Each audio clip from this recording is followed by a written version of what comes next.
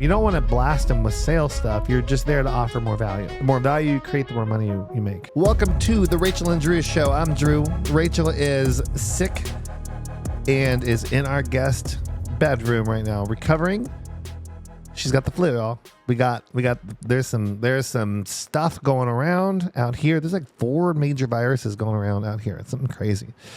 So we got her food, we got her medicine. She is pregnant, so she had a pretty high fever. So that was pretty scary.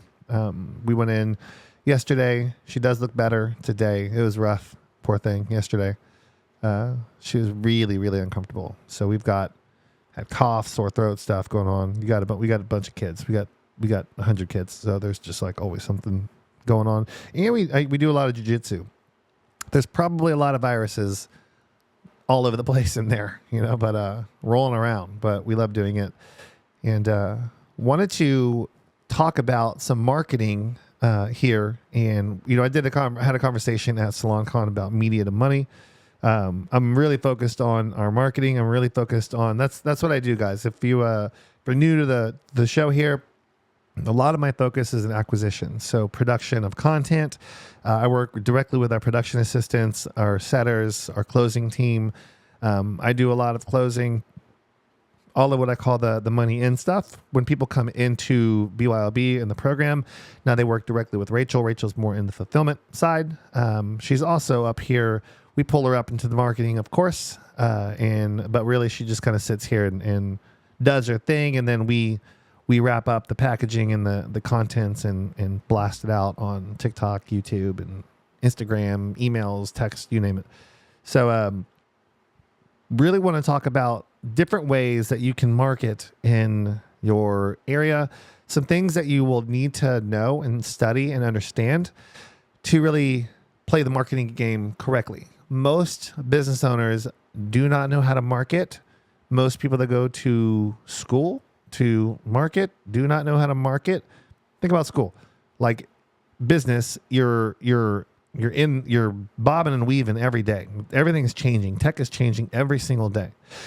The textbooks in school, you know how difficult it is to get a textbook in a school? It takes years to get those things, to get that information in. So the information is dated, just by the nature of how the things go into there. Now, sometimes it doesn't matter if you're studying like history and things like that, of course, but I'm really talking about marketing here. So going to school for marketing is tough. I've learned how to market through what I'd say like in the streets, like with our own money. Like I've broke my business so many times by trying to get marketing dialed in, and it's always changing. It's this living organism that's always moving. I don't know how many conversations me and Brooks were just talking about content, media, and like it's alive. It's always moving. You're never done.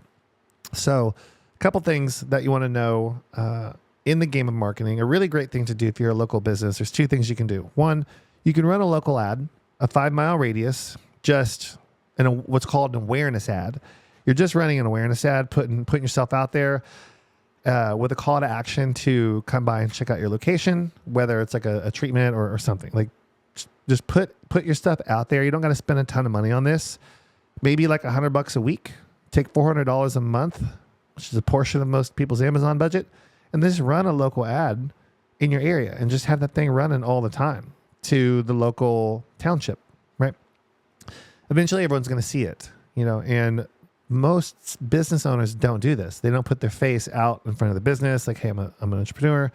I own this company.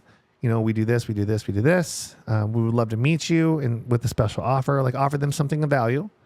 That way you can capture their information, and now you have a lead. So now you have a lead, and now you're going to be nurturing this lead with more free help. You don't want to blast them with sales stuff. You're just there to offer more value, right? The more value you create, the more money you make. Another way to create some value is running these micro events. So when we build brands, we do a creation, implementation, and launch phase. And a part of the launch phase, we give them the checklist, a process on how to do a launch party. So really what this is, it's a micro event. You want any excuse you can do to have a party at your business. People love parties. Humans love humans, right? Not all humans, but people like to get together, right? And you always need an excuse to get people together. Like your events don't have to like be huge and pop off and be like this huge success. And that's why most people don't do it. They don't think people will show up. But after we've done a lot of events, I also thought no one was going to show up to our events. But then we do it and like, oh shit, people are here. Cool. You know?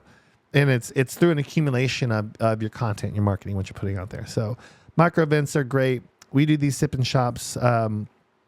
I would just get people, I would just do like a free taco night at my gym before. And maybe it didn't make any money, but I was focused on like I needed to make money. But man, those Tuesday nights were great. We had a lot of people there. We had a lot of media, people checking in. So if you get people checking in to your business for coming to a micro event, or say they check in and you give them something, you mean like a sticker, free treatment, whatever. Like they check in, now all of their friends are going to see that they've checked into your business. So you want to have events, but also make sure that you're leveraging that media piece. Like have them check in on Facebook, right? Have them invite a friend in, or give them a coupon or give them a freebie that they can give to one of their friends. And now you've captured 2 leads, right? Really creative stuff. But micro events are a really, really great thing that you can do. We love having these launch parties. When we build brands and we launch them into a launch party and they get the checklist, they go through it, they're hitting the ground running because they got this new product. We've got a whisper, a tease, a shout process. So when you whisper, you're like, you're telling them a little bit about something's coming, but I can't tell you more. I'll tell you later. I can't talk about it yet, you know? So you're whispering. They do this in movie trailers. You'll see like a big Kong foot come down. It's a big monkey foot and it says Kong 2029. You know, it's like 5 seconds long. That's like a whisper. Tease, more information about what's coming, what it is, who it's for, price points, things like that. You know, they can start early scheduling if they want to. But you're really just kind of teasing about this launch. And then you launch, you're screaming from the mountaintops, early bonuses, special offers, special deals for OG buyers, things like that. And these bonuses and these things got to be real. Like they must expire. You cannot pretend like you're going to offer something and then offer a discount later. You'll program your people just to hold out and wait for the discount. Right? So these micro events are huge. You can do anything. You can have, Rachel had done one, she mentioned this one time. I didn't know she did this, but this was a great idea. She literally had Kinsey's, I think, 5th birthday party at the salon, and the girls were there. The moms came and they did like watercolors and they had some test hair. They colored some hair. It was great. Checking in. What a great way to get into the culture, the feminine culture of a town, a little girl's birthday party. You know, like brilliant, really, because the little girls are going to bring what? Their mom, right? Their mom might even have a friend or another salon owner with them. Not salon owner, but their friend or like their mom or cousin or something like that. So micro events are huge and they're not done enough, but you also need to get the word out. And how you get the word out is through physically inviting people. I know, remarkable, mind-blowing information, Drew. I got it. But here's what happens, and here's the truth. People will do things, and they just forget, like, they forget how to walk, you know? Had a conversation yesterday, this really great person, she was on a call with me, and she's like, I need more customers. I don't know how to get more customers. Like, what do you mean you don't know how to get more customers? I was like, how'd you get your first customer? I'm like, walk me through that. Where were you? She told me where she had to think about it, right? I'm like, where were you? And I'm like, I bet you there was some sort of conversation that happened. She's like, yeah, she's laughing. And I'm like, tell me about that conversation if you can remember, because it's probably like 10 years ago, you know? I was like, you don't have to remember exactly, but like generally, like, what did you do? Like, what did you say? And they started chatting. The conversation became about hair, of course. And then she's like, actually, I do hair. I'm like, where was the invitation dropped? And how did you say it? And then she repeated back to me kind of what she did, how she did it. Super casual, right? It's so casual that we forget that that's how you do it, because we're looking for like the next best like offer. We're looking for the ad that's going to blow us up, and we just stop talking to people. So there's a conversation that was had. The conversation topic turned about hair. The invitation was, I actually do hair. I have a salon. Would love to have you come by to come check us out. Got a free treatment, or I'll shampoo and blow you out. Would love for you to come see what I got going on. What do you think? And she got a yes, and then they scheduled it right there. Voila, right? That's how you acquire customers. Now you can do this online. It's harder to do online because you got to develop the trust. So the main thing before you invite someone in, like, is there trust there with that person? Your content really, like, this is content. What I'm doing now, my attempt into making this content for you is to develop trust with you by offering value. That's it. I'm not trying to sell anything. I'm not here to close you on anything. It is simply to put more value out into the marketplace for our client base to help them scale and become more profitable at their locations. That is all we're doing. So you can do this too by having conversations with people in the local market. You can do this by making content on your social media, because what you're looking to do is you're looking to launch into what? Conversations. And those conversations lead to an invitation. That invitation leads to customers checking out at the front desk, right? So how do we ramp this up? We got to know what's coming in. So what's coming in is content. You're holding events. You're going to events. That is the top of funnel. And then from there, what are you trying to elicit? Relationships and conversations. So you want to develop more relationships, to develop trust and have a conversation. This all has to be real, by the way. Like you can't fabricate this. It's got to be authentic. It's got to be a real conversation with a real person authentically, right? And then you invite them into what you got going on. You got a micro event coming. The churches do this, right? So churches got their main thing, and they got these other smaller things. Like one of their main big things is like their kids programs, right? Because if you got a kids program, guess what? Parents got to bring them. So the parents will get there. They'll be invited into the main service, and that's where they do the thing. That's where they preach and they do what churches do, you know.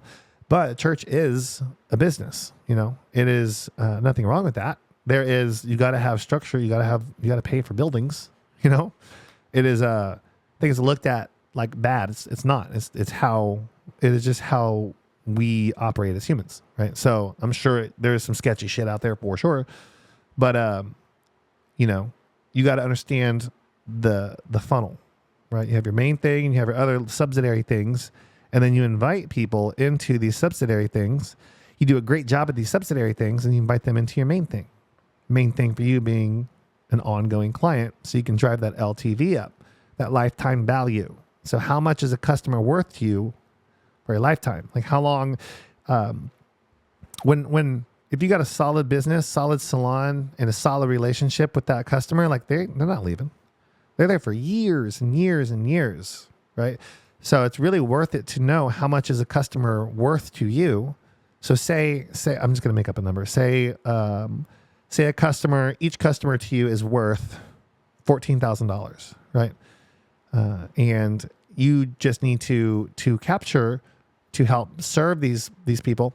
You want to have conversations, invite them in, create these other things. So if you get 2 new clients, you've really contracted out, you know, 28 grand, 30 grand for a couple really great customers that you acquired through doing a birthday party for your kid, right?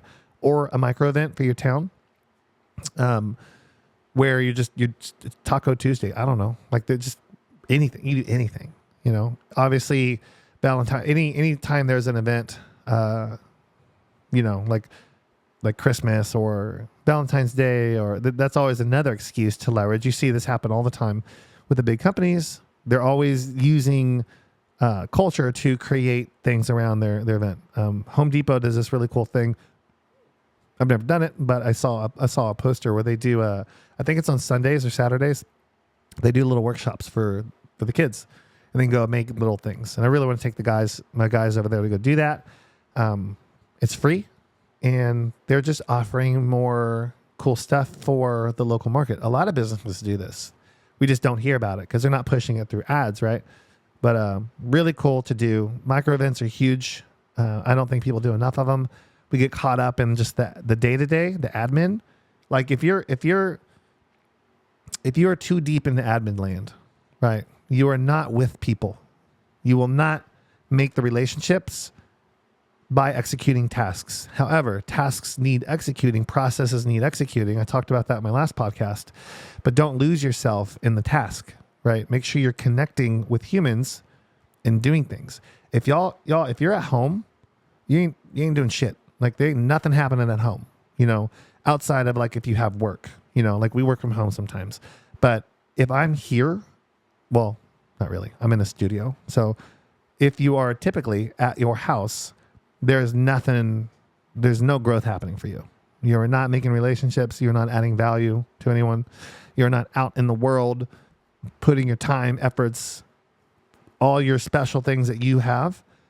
It ain't happening because you're just not there. Also, if you're stuck, this also happens at your work, right? If you're stuck just servicing current clients, you're not out there in the world doing your thing, talking about what you got going on. It's better than being at home, but you can also get trapped there too, and you'll kind of plateau. So you really want to make sure that you are out there meeting people, shaking hands, connecting with people. That's why we go to so many events. Like, we're just looking to meet people, connect with people, build relationships, build your network. You hear that all the time. Your net worth is your network. Sure. You can't network at home.